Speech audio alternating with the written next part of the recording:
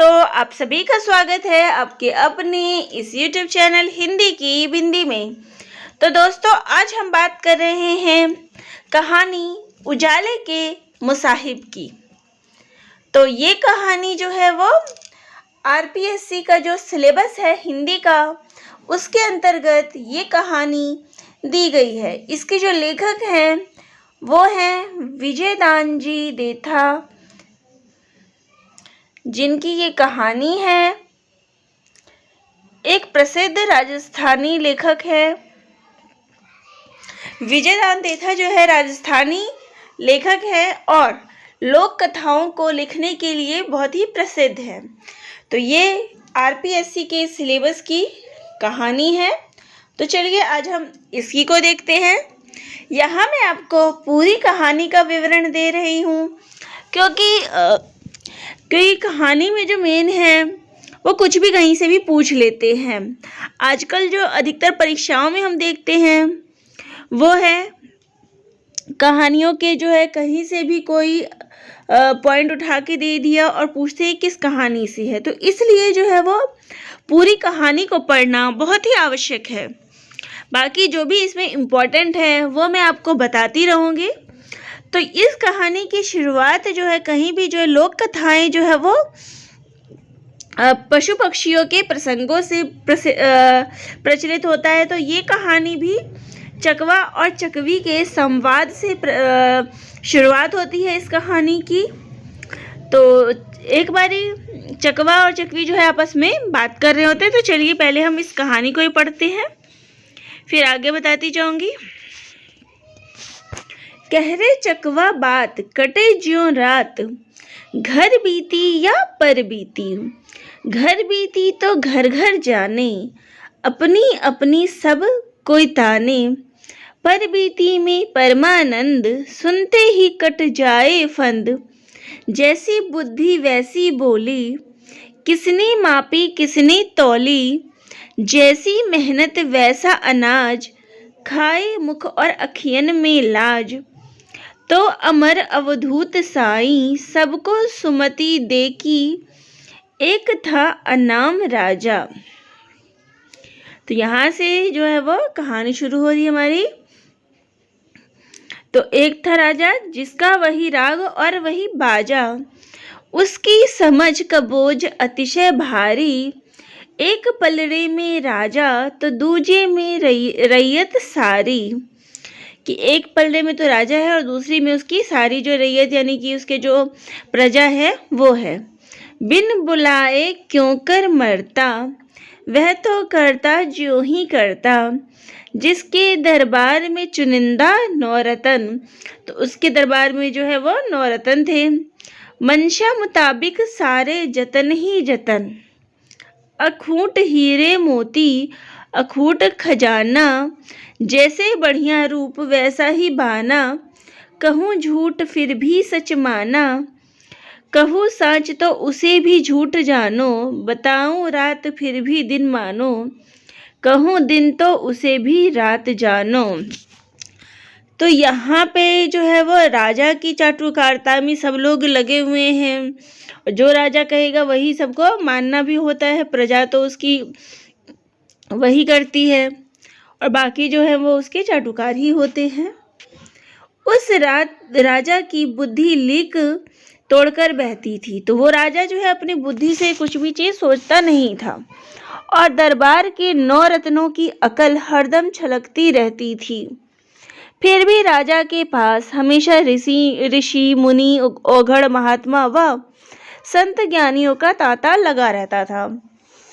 तो जो ऋषि मुनि जितना है सब राजा के यहाँ आते थे, जबकि राजा जो है वो अपनी बुद्धि से कुछ नहीं सोचता था और दरबार के जो 9 रत्न थे वो ही अपना हर चीज़ में दिमाग लगाते रहते। फिर भी जितने संत मुनि महात्मा हैं सब राजा के यहाँ आते जाते रहते थे। एक जाता और 21 आते।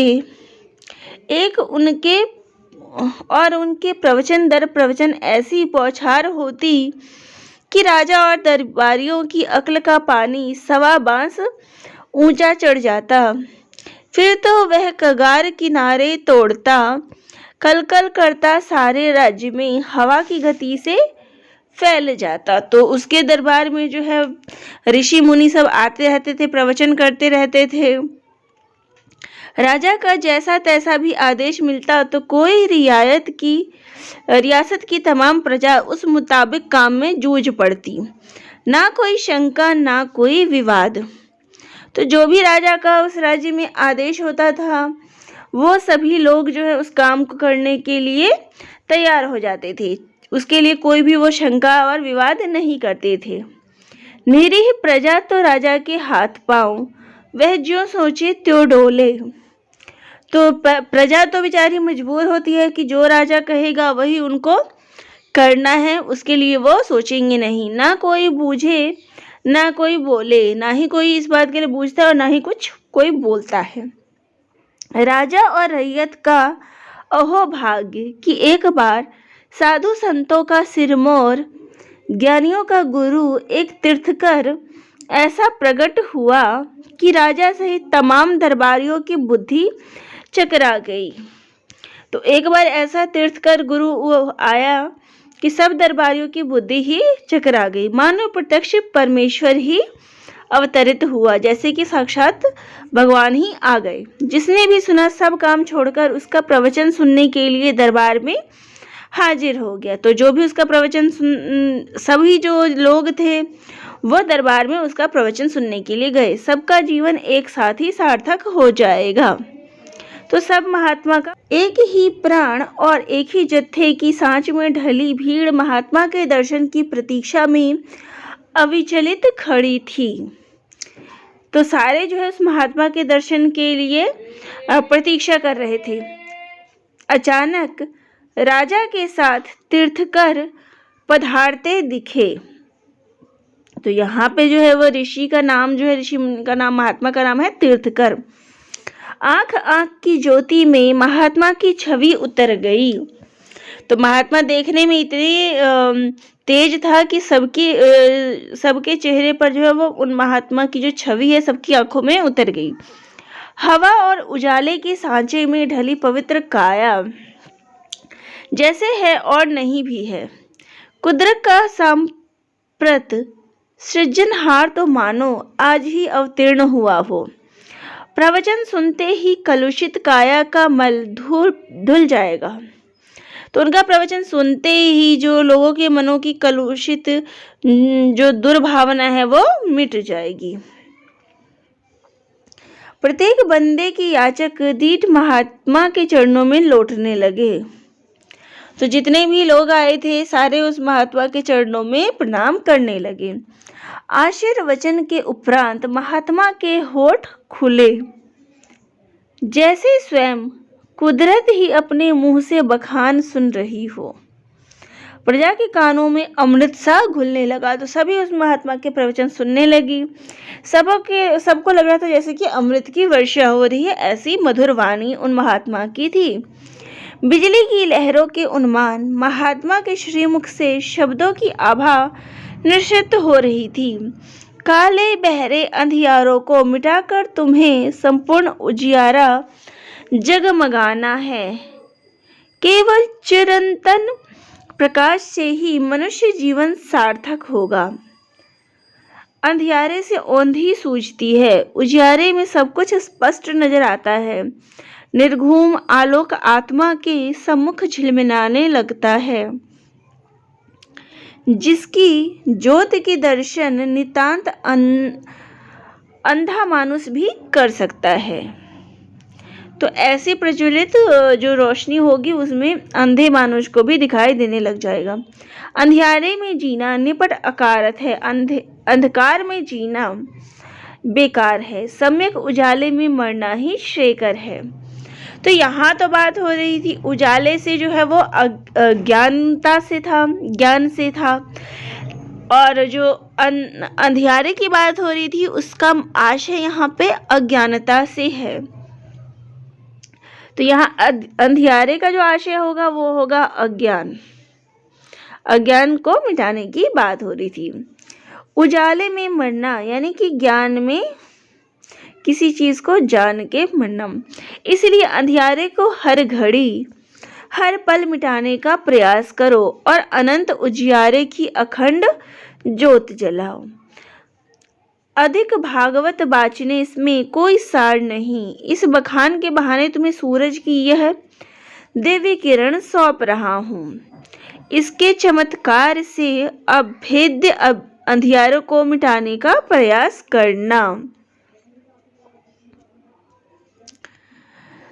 तभी तुम्हारे अनंतस का अकलुषित उजियारे से साक्षात्कार होगा, परम ब्रह्म की अनुभूति होगी। अंधियारा नरक की अमिट कालिमा है और अनिंद्य उजियारा स्वर्ग का प्रत्यक्ष रूप।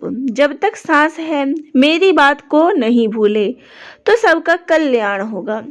तो ये बातें जो है वो जो ऋषि आए थे, तीर्थकर आए थे, वो लोगों को, उन प्रजागणों को ये अपने विचार प्रवचन कह रहे थे। प्रवचन के उपरांत राजा और समस्त दरबारियों ने हाथ जोड़कर बेहद निहोरे किए, प्रार्थना की, पर महात्मा ने प्रसाद ग्रहण करने की हामी नहीं भरी सो नहीं भरी।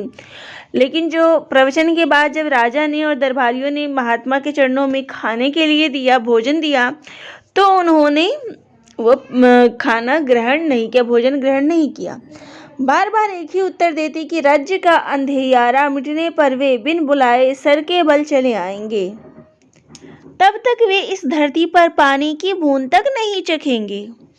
वे जिस तरह अवरोहित हुए उसी तरह सपने की नाई अंतर ध्यान हो गए। तो जो महात्मा आए थे उन्होंने वहां पे पानी तक नहीं पिया। उन्होंने कहा कि जब इस राज्य का अंधेरा मिट जाएगा, यानी उन्होंने जो है वहां की स्थिति भांप ली थी कि यहाँ पे जो राजा है वो बुद्धिमान नहीं है, उसके अंदर अज्ञानता भरी हुई है और उसके आसपास जो है वो सिर्फ चाटुकारी लोग ही उसके आसपास घूम रहे हैं। इसलिए उसने बात की कि इस राज्य की जो अंधेरा है उसको मिटाने की उसने बात की कि जब इस राज्य में ये अंधेरा, ये अज्ञानता मिट जाएगा तो वे यहाँ पे बिन बुलाए ही आ जाएंगे और यहाँ पे भोजन पानी सब ग्रहण करेंगे। और वो यहाँ से चले गए। उस राजा को तो बस कोई बहाना भर मिलना चाहिए था, फिर तो उसके दिमाग में जुगनू झिलमिलाने लगते।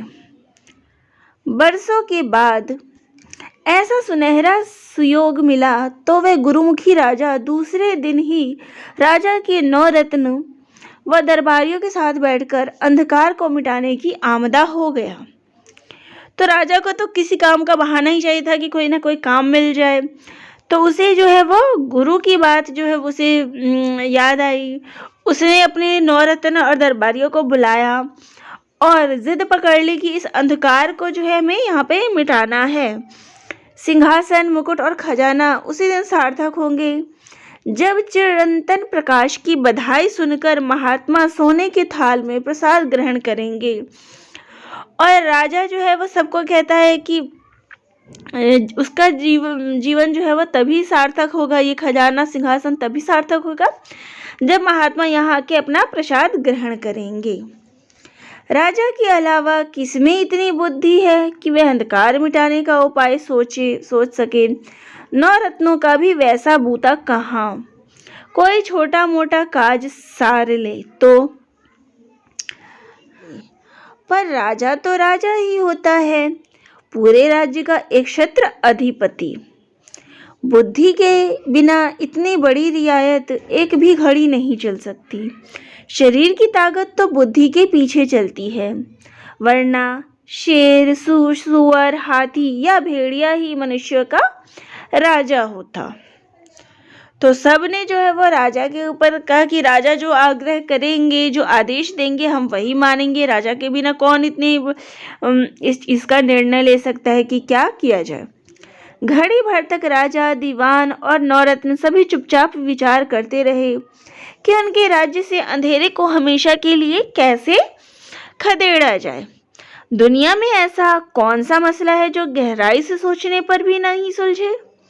अकस्मात राजा की छलकती बुद्धि में बिजली के उन्माद एक विचार कौंधा। तो राजा था तो राजा के दिमाग में एक विचार आया। गहरे चिंतन की मुद्रा बनाकर उसने दीवान से पूछा, क्यों दीवान जी, पिछले साल? नहीं नहीं, 3 साल पहले राजमहल का तहखाना बाढ़ के कारण पूरा भर गया, तो उलीच उलीच कर सारा पानी बाहर उछाला था कि नहीं? हाँ हाँ, उछाला था अन्नदाता। मुझे आज की तरह याद है। तुम सब लोग अच्छी तरह जानते हो कि मैं याद रखने वाली बात कभी नहीं भूलता नहीं। दीवान सिर झुकाकर बीच में बोला, हुजूर के भूलने पर तो सर्वत्र प्रलय हो जाएगा। मैं तो प्रवचन के दौरान ही महात्मा जी के मन की बात भाप गया था। गुलाबी अधरों पर गुमान की मुस्कुराहट छितराते राजा ने कहा, अंधेरा मिटाने की आधी दूधी तरकीब तो उसी समय सोच ली थी। मुझे पक्का भरोसा है कि तहखाने के पानी की तरह अंधेरा भी उलीचने पर समाप्त हो जाएगा। क्यों, उलीचने के बाद वह पानी तहखाने में वापस तो नहीं आया? ना गरीब परवर ना, क्या मजाल है कि एक भी बूंद वापस आ गई हो। दीवान अपनी चतुराई के प्रति पूर्णतया आश्वस्त था।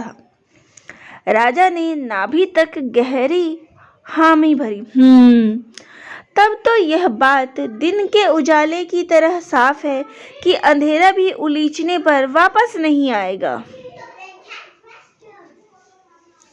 हाँ गरीब नवाज, दीवान ने मिलती मारते कहा, हमेशा हमेशा के लिए इसका काला मुंह हो जाएगा। एक रत्न ने गर्दन खुजाते आशंका प्रकट की। पानी तो उलीच कर तहखाने से बाहर निकाल दिया, मगर अंधेरे को कहाँ उछालेंगे? वह तो चारों दिशाओं में छाए रहता है। सवेरे सूरज उगने पर अंधेरा अपना ठिकाना छोड़कर कहीं न कहीं तो जाता ही है। दूसरे रत्न ने उसका खंडन करते कहा, जरा सोच विचार कर जवाब देना दो कि वह अपनी जगह छोड़ता है कि नहीं। हाँ, जगह छोड़ने पर ही तो ओझल होता है। पहले वाला रत्न मुंह उतार कर बोला, ये गूढ़ बातें बेहद झीनी है, तुम इनका मर्म नहीं समझोगे। राजा दर्प की हंसी हंसते हंसते बोला, जैसे कहूँ निपटाते जाओ। सोचने विचारने का जिम्मा काम करने का जिम्मा तुम्हारा। अलबत्ता तुम्हारे साथ बैठने से मुझे हुजूर तो आज्ञा फरमाते रहें, हम भी कुछ करने को तैयार हैं। एक रत्न ने हाथ जोड़ते हुए कहा, दीवान जी, सारे राज्य में घर घर डोंडी पिटवा दो कि इसी अमावस के शुभ मुहूर्त में दिन ढलते ही हर व्यक्ति अंधेरा उलीचने लगे, सो तब तक नहीं रुके जब तक उसका पूरा सफाया ना हो जाए। राजा ने धमकाते कहा, किसी ने भी इस काम में ढिलाई बरती तो उसकी आंतें चील कौवों को फिकवा दूंगा। महात्मा जी को जितनी जल्दी भोजन का आमंत्रण दूं, तभी मुझे चैन मिलेगा। एक रत्न ने वाजिब सुझाव दिया, हुजूर, अंधेरा उलीचने के लिए यथा योग्य ठाव बासन भी तो होने चाहिए। वही तो बता रहा हूँ, जाता उतावली ठीक नहीं। राजा ने उसे झिड़कते कहा, तुम समझते हो कि उलीचने के बासनों का मुझे ध्यान नहीं है। दीवान ने फिर वही रटी रटाई उक्ति चुपड़ते कहा, अन्नदाता का ध्यान चूकने पर तो सूरज का उगना ही बंद हो जाएगा। राजा अपना गुस्सा भूलकर हिदायत के लहजे में बोला, जिसके घर में जो बासन हो उसी से उलीचने का काम करे। जो जो याद आते रहे सभी रत्न आपस में मिलजुल कर बर्तन बासनों के नाम बताने लगे। तगाड़ी, हांडी, परात, कटोरा, कटोरी, घड़ा, मटकी, चरी, टोकरी, मूण। एक रत्न ने तुरंत बीच में शंका की, मूण तो काफी भारी होती है, आसानी से उठेगी नहीं। राजा ने खुलासा करते पूछा, मूण भरी की खाली? भरी हुई गरीब नवाज, ना तुम यहीं पर भारी भूल कर गए। अभिमान से छितरी मुस्कुराहट को दबाकर राजा ने गंभीर सुर में समझाते हुए कहा, अंधेरे से भरी होने पर भी मूण में वजन तो रत्ती भर भी नहीं बढ़ेगा, क्योंकि अंधेरा नजर तो आता है पर उसका ठोस आकार नहीं होता। फिर तो हाथी की छाया हाथी जितनी भी भारी होनी चाहिए। दीवान के साथ साथ सभी रत्नों ने जय घोष किया, खंबा गड़ी, खंबा गड़ी। भला अन्नदाता के अलावा इतनी गहरी बातें और किसे सोच सकती है। राजा ने चिर अभ्यस्त कानों की खातिर अब कैसे भी खुशामद का कोई स्वाद नहीं रह गया था। खंबा घड़ी चिल्लाने से कुछ पार नहीं पड़ेगा। जितनी जल्दी हो सके सारे राज्य में डोंडी पिटवाने का इंतजाम करो। जिस घर के आसपास अंधेरा नजर आएगा उसे भरपूर दंड मिलेगा। दीवान ने झुककर बंदगी की। तीसरे दिन ही घर घर खबर ना हो तो दीवानगिरी छोड़ दूंगा। पर उसे दीवानगिरी छोड़ने की कभी जरूरत नहीं पड़ी, बल्कि समय समय पर पुरस्कार, सिरोपाव भी मिलते रहे।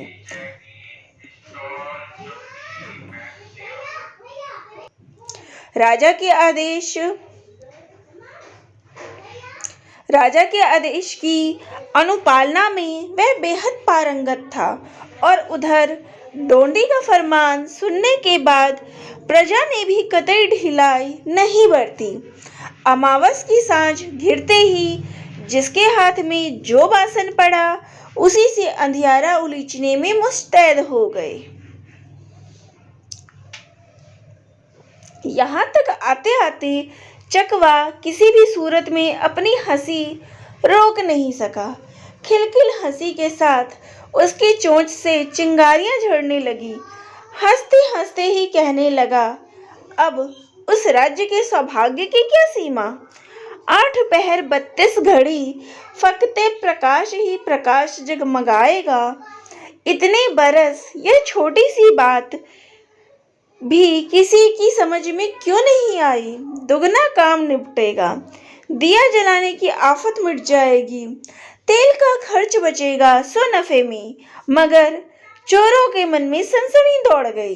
अंधेरा मिट जाएगा तो उन्हें जबरदस्त हानि पहुंचेगी।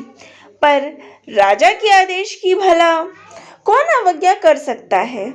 चोर भी प्रजा के साथ अंधेरा उलीचने में जुट गए।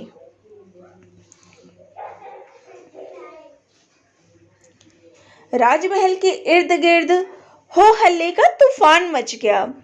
आधी रात ढलने पर राजा को नींद सताने लगी तो दीवान को हिदायत देते बोला, अब तो नींद के मारे मेरा जगना मुश्किल है, वरना सारी रात यह नज़ारा देखता।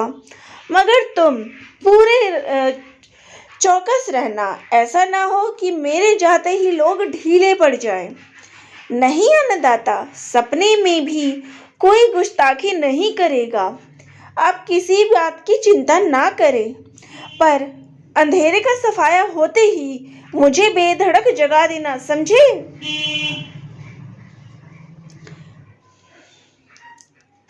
दीवान ने कोरनिश करते हुए अतिशय आदर के साथ हामी भरी तो राजा निश्चिंत होकर रंग महल में सोने के लिए दासियों के साथ रवाना हो गया और घोड़े पर चढ़ा दीवान सारी रात प्रजा को जोश दिलाता रहा कि वह पल भर के लिए भी विश्राम ना करे।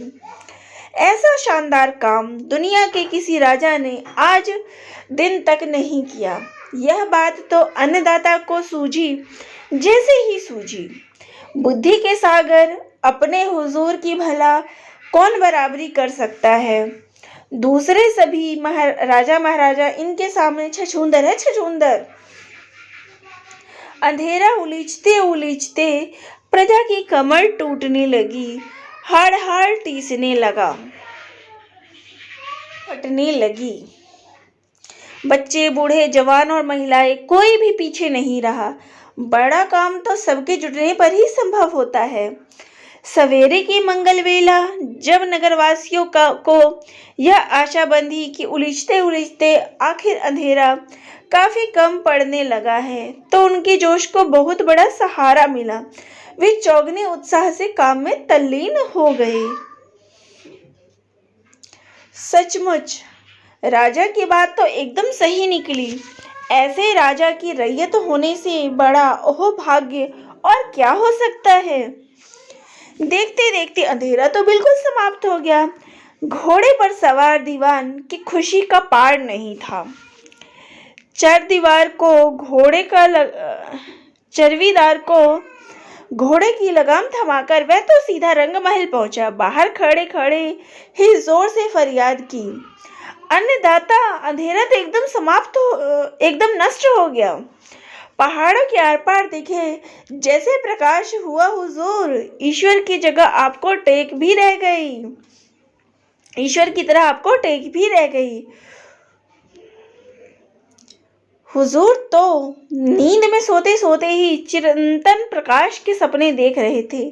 राजा अपने हठ पर अड़ा था और महात्मा अपने सिद्धांत पर डटे हुए थे कि सोने के बाजोट और थाल को अधेर पड़े हटा ले, वरना वे भूखे ही लौट जाएंगे।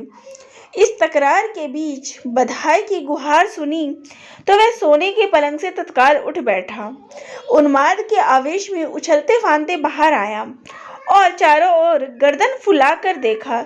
सर्वत्र उजाला ही उजाला। ऐसा तेज प्रकाश तो कभी नजर नहीं आया। समस्त दरबारियों के बीच राजा भी बावरे की तरह नाचने लगा। सारे राज्य में खुशी का समंदर हिलोरे भरने लगा। दिप दिप फटाफट दरबार जुड़ा। राजा ने दीवान, नौरत्न और सब दरबारियों से बार बार पूछा कि वे अच्छी तरह से छानबीन करके बताएं कि आज वाले प्रकाश व पहले वाले प्रकाश में क्या अंतर है। सभी सत्यवादियों ने समवेत सुर में कहा कि आज वाला प्रकाश बहुत बहुत श्रेष्ठ है, यही असली और सच्चा प्रकाश है।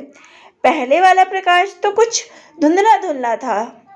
ऐसा अपूर्व निष्ठा और अथक मेहनत से उलीचने के बाद उजियारे की चमक में क्या खामी। पहले वाले प्रकाश पर छिपे हुए अंधियारे की छाया पड़ती थी, पर आज के प्रकाश में तो कुदरत का रूप ही बदल गया, मानो कुदरत प्रमुदित होकर मुस्कुरा रही हो। आनंद के सरोवर से राजा ने खूब दान पुण्य किया। फिर चतुर दीवान को आदेश दिया कि जहाँ कहीं भी हो उन पहुंचे हुए महात्मा को लाने के लिए 100 घोड़े दौड़ाए। उनके चरण पखालने पर ही उनका जीवन सार्थक होगा। एक रथ ने धीमे से कहा, हुजूर 2-3 दिन तो इस प्रकाश की जांच पड़ताल कर लेते। कैसी बहकी बहकी बातें कर रहे हो? राजा भी नहीं, अब तो इसके पुरखे भी अपने राज्य की ओर मुंह नहीं कर सकते। तुम्हें इस नए प्रकाश की कुछ विशेषता नजर नहीं आई? नजर तो आई अन्नदाता, लेकिन दीवान ने हंसकर टालते हुए कहा, अब लेकिन वेकिन का कोई लफड़ा नहीं। फिर भी एक दिन तो और दिन। दूसरे रत्न ने उसकी बात का विरोध करते हुए कहा, रात होने पर ही दिन का हिसाब रहता है। अब तो 8 पहर फकत उजाला ही उजाला जगमगाएगा। अब न तो रात होगी और न दिन। इस बात का ध्यान तो राजा को भी नहीं था। समझदार रत्न की राय सुनते ही राजा ने जोशियों को खड़ी हिदायत दी कि वे घड़ियों की गिनती के हिसाब से वार तिथि का लेखा जोखा रखें, वरना बहुत झमेला पड़ जाएगा। किंतु जोशिया का सौभाग्य कि झमेला पड़ने की नौबत ही नहीं आई। उजाले की खुशियां मनाते मनाते दिन तो चटपट बीत गया। हमेशा की तरह पश्चिम दिशा की गोद में सूरज धीरे धीरे समाने लगा तो एक साथ सबके मुंह उतर गए, मगर राजा का बुलंद हौसला, उसने हार नहीं मानी। दरबारियों को धैर्यपूर्वक समझाने लगा, युग युगांतर से यह चिर अभ्यस्त अंधेरा आसानी से हमारा पीछा नहीं छोड़ेगा। तुम सभी जानते हो कि गुमशुदा गाय भी एक बार तो पुराने खूंटे पर लौट आती है। यह अंधेरा भी कम ढीठ नहीं है, पर हमेशा इस तरह उलीचने से वह जरूर हार थकेगा, पस्त होगा। दीवान जी, इस काम को तुम पूरी मुस्तैदी से चालू रखो। जो हुक्म अन्नदाता। लेकिन कुदरत तो दीवान और दरबारियों के उन्मान राजा का लिहाज नहीं रखती। कई पखवाड़ों तक उलीचने के उपरांत भी अंधेरे का सफाया नहीं हुआ। वह तो प्रतिदिन सूर्योदय के साथ लोप हो जाता और उसके अस्त होते ही अपना विकराल रूप लेकर वापस प्रकट हो जाता। आखिर उसकी हठधर्मी के सामने राजा को भी झुकना पड़ा। मगर अभी तो फकत एक ही उपाय गलत साबित हुआ। यो चुपचाप बैठने से राजा का काम नहीं चलता। कुछ न कुछ तरकीब तो फिर सोचनी होगी। बेचारी तरकीब का क्या बूता कि वह राजा के सोचने पर नहीं सूझे। उस राजा को अपने दीवान और 9 रत्नों पर बेहद अभिमान था। वैसे धुरंधर विद्वान किसी दूसरे राज्य में नहीं थे और ना उस जोड़ का राजा भी दुनिया में कोई दूसरा था। सबके साथ बैठकर राजा फिर अंधेरे को मिटाने का उपाय सोचने लगा। मनुष्य की बुद्धि का अन्य प्राणियों से कोई मुकाबला नहीं। तिस पर राजा की शान तो कुछ और ही है। स्वयं ईश्वर भी उसका मान मर्यादा का ध्यान रखता है। तो दोस्तों, अब हम अपनी कहानी को आज यहीं विराम देते हैं, क्योंकि वीडियो जो है वो काफ़ी लंबा हो जाएगा, इसलिए कहानियों को यहीं विराम देती हूँ। आगे के पार्ट में मैं आपको आगे की कहानी सुनाऊंगी कि आगे इसके क्या होता है। तो अगर आपको ये वीडियो, ये कहानी पसंद आ रही हो तो चैनल को लाइक, शेयर और सब्सक्राइब ज़रूर करिएगा।